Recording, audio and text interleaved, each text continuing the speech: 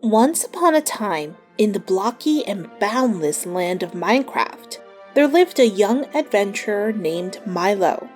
It was the beginning of a brand new year, a time of excitement and fresh starts.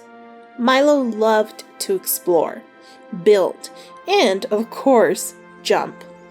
His world was filled with towering mountains, deep valleys, and a myriad of intriguing places to discover. Little did he know, this new year was about to bring a peculiar change to his world. As the first dawn of the new year spread its early light across the horizon, Milo awoke in his cozy, pixelated bed.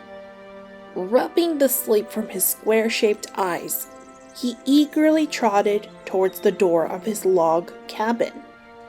The fresh morning air swept into his room as he opened the door, revealing the familiar landscape of sprawling, grassy plains dotted with colorful flowers. Eager to embrace the day, Milo instinctively tapped the spacebar, his fingers poised for the routine bounce that would carry him across the vibrant terrain. But the jump never came. He remained firmly on the ground, as if an unseen force was keeping him tethered. Confused, he attempted again, pressing the spacebar harder this time. But his feet still refused to leave the soil. A jolt of disbelief shot through him as he tried again and again, his futile efforts echoed by the silent non-responsiveness of his character. Baffled by the sudden limitation, he pondered the possibility of a temporary glitch, hoping the problem would resolve itself by the next day. However, when the sun rose on the second day, his predicament remained. The world he once knew so well now posed new challenges, as familiar paths were rendered impassable without the ability to jump. Hopping over small obstacles, a task so insignificant earlier, had now become an impossible feat. His usual exploratory routes were blocked by simple terrain features like short walls and hillocks, and the world, once a playground, now felt like an obstacle course. Refusing to give in to despair, Milo chose to adapt to his newfound constraints. Drawing from his past experiences, he decided to reshape his world to his advantage. He started laboriously crafting stairs and slabs from the abundant cobblestone, a task he found tedious, yet necessary. With every slab and stair he placed, he was able to reclaim a part of his mobility, slowly reshaping his once familiar terrain into a world he could navigate once again. By the fourth day, Milo ventured into the deep, dark caverns for mining, only to realize another obstacle in his path. In the dimly lit, narrow corridors, the absence of his jumping ability proved increasingly challenging. His pickaxe could reach the lower veins of glittering ores, but the higher ones remained tantalizingly out of reach. Even the once insignificant pebbles proved to be hindrances, his inability to leap over them slowing his progress. Realizing the need for a new approach, he began strategizing on the sixth day. Instead of trying to jump and reach, he started to carve tunnels directly through the hills and mountains. This method, while laborious, was effective. He found himself able to reach new veins of ore and circumvent many of the obstacles that impeded his path. His days were filled with the echoes of his pickaxe against the stone, and the nights illuminated by the soft glow of the ores he collected. Thus, even in the face of unexpected limitations, Milo discovered that innovation and perseverance could turn even the most challenging situation around. As he adjusted to his new reality, Milo began to experiment more with his environment. He increased his use of water elevators, which made vertical navigation possible. He dug canals and moats around his base, using the water as both a transport mechanism and a defense strategy. However, mobs had become harder to evade without the ability to jump. He had a close encounter with a creeper, the explosion destroying part of his newly built stairs. With a newfound respect for the flatlands, Milo began to search for them. By day 11, he had found a few potential building areas and started to strategize on how to overcome his non-jumping limitations.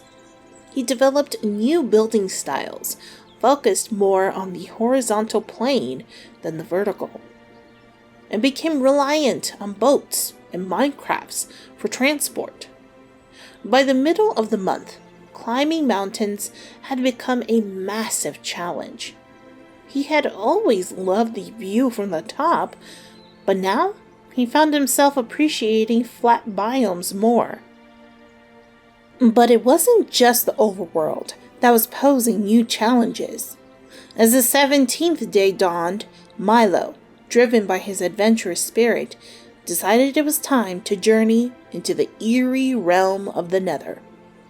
Gathering his courage, he stepped through the flickering portal. The moment he arrived, he felt an ominous wave of danger permeate the air. The glow of the lava lakes cast eerie shadows, and the ever-present echoes of distant ghasts filled the fiery landscape.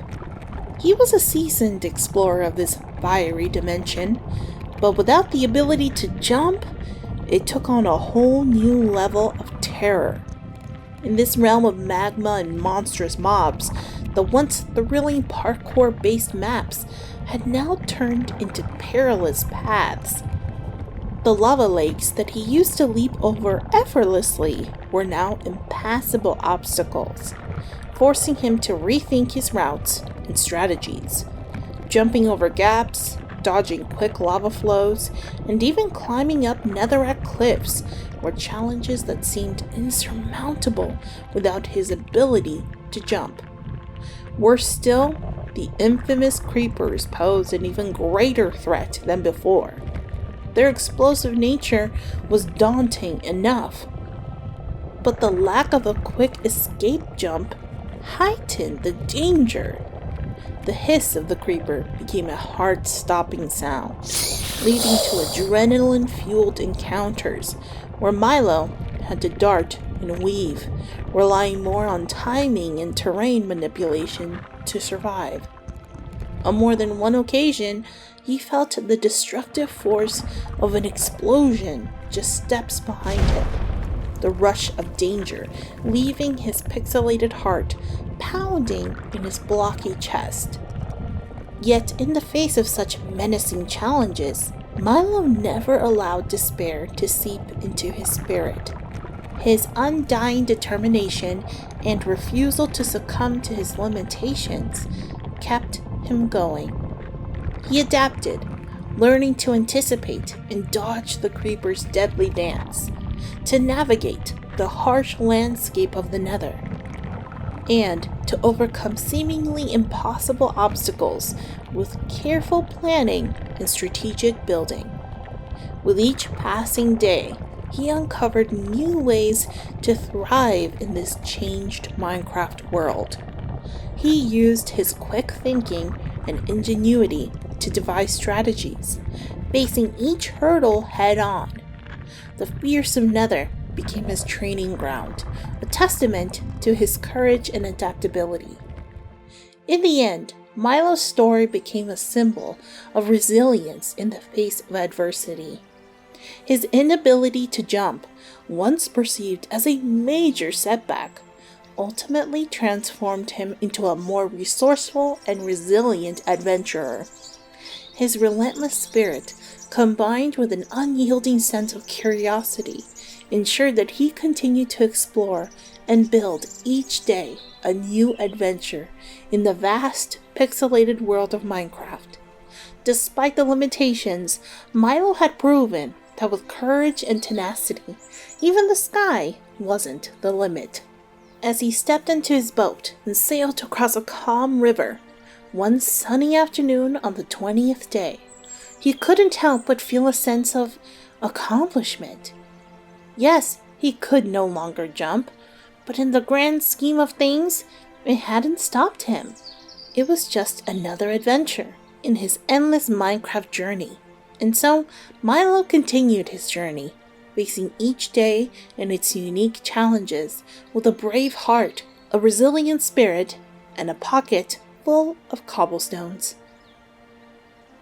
If you enjoyed venturing with Milo through this unique Minecraft what-if journey and want to explore more such engaging stories, make sure to hit the like button and subscribe to our channel.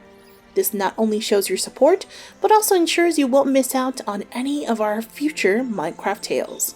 So come along, let's dive into more thrilling what-if adventures together in the boundless and blocky world of Minecraft.